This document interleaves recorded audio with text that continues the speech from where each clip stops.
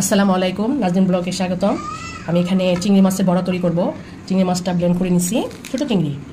আর এখানে ডাল, দুই রকমের ডাল আছে, মসুর ডাল আর অ্যাঙ্কার ডাল, একটু ব্লেন্ড করে নিছি। আর চাউলের গুঁড়া দেবো একটু মচমচার জন্য। এখানে পেঁয়াজ, কাঁচামরিচ, ধনিয়া পাতা সব আমি দিয়ে দিব।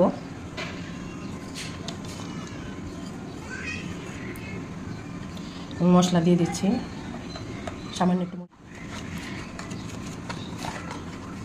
হলুদের গুঁড়া, সামান্য একটু ধনিয়ার গুঁড়া, ডালের গুঁড়াটা দিয়ে দিচ্ছি, ডাল, লবণ দিয়ে দিচ্ছি, সামান্য আদা রসুন দিয়ে দিব অল্প পরিমাণ। এখন সবগুলো আমি মিক্সড করব।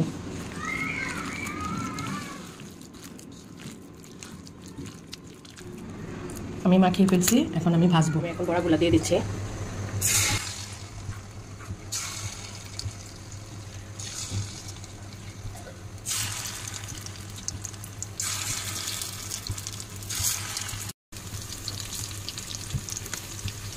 আমি উঠাই ফেলছি, এই যে ভাজা ভাজা হয়েছে, একদম ভাজা না, কড়া ভাজা না,